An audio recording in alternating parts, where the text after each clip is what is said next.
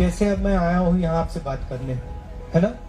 हाँ सर। और मैंने आपसे कहा कि मुझसे सवाल पूछो, आपने सवाल पूछा, और फिर मैंने आपसे एक सवाल पूछा, जवाब देने से पहले मैंने आपसे सवाल पूछा और आपने बहुत अच्छी तरह जवाब दिया। क्या आपने अपने चीफ मिनिस्टर को ऐसे स्टूडेंट्स के बीच में सवाल पूछते हुए जवाब देते हुए देखा है? नहीं सर, वो क्यों नहीं करते हैं? हिम्मत ही नहीं है। हिम्मत क्यों नहीं? ठीक है सर। स्टूडेंट्स के बीच में आकर किसी भी राजनेता को अगर यहां खड़ा होना है तो हिम्मत की जरूरत होती है। क्यों? मैं यहां आया हूं, टीवी कैमरा है, आप कुछ भी पूछ सकते हो, मुझे जवाब देना पड़ेगा। ये डेमोक्रेसी हुई। डेमोक्रेसी का मतलब जो भी सवाल आएगा उसका जवाब दो। शायद अगर मैं जवाब नहीं दे पाऊं तो मैं कहूंगा देखो मैंने इसके बारे में पहले सोचा नहीं है, आपने पूछा, जवाब नहीं दे पाया, सोच के अगली बार आपको जवाब दे दूंगा। तो कॉन्फिडेंस की भी जरूरत होती है। कभी आपने प्रधानमंत्री को ऐसी मीटिंग में देखा है? नहीं देखा है। क्यों नहीं? देश के प्रधानमंत्री हैं आप, देश के भविष्य हो। अगर देश का भविष्य प्रधानमंत्री से दिल खोलकर नहीं बात कर सकता तो कोई ना कोई कमी तो है, कोई ना कोई कमी तो होगी।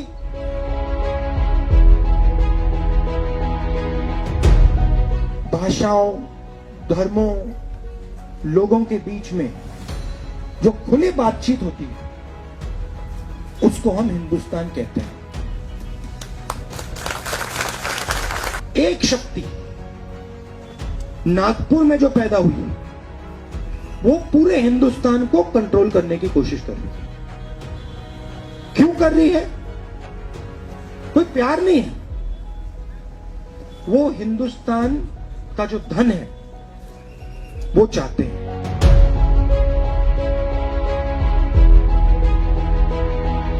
नफरत और बेरोजगारी में डायरेक्ट कनेक्शन है।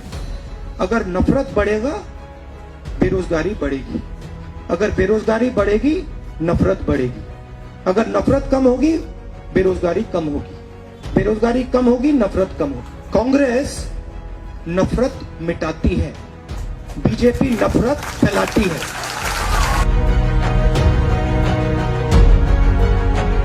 बीजेपी धर्म को नहीं इस्तेमाल करता है, क्योंकि जो बीजेपी आरएसएस करती है वो किसी भी धर्म में नहीं लिखा है।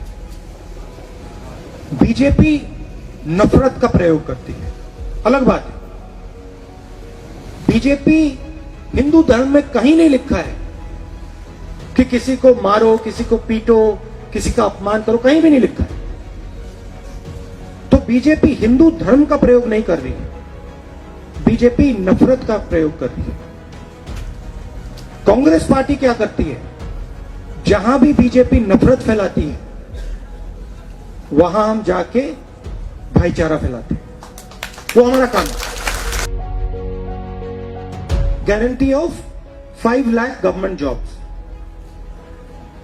Guarantee of 200 units monthly electricity free, 200 unit बिजली का फ्री, 5 लाख सरकारी रोजगार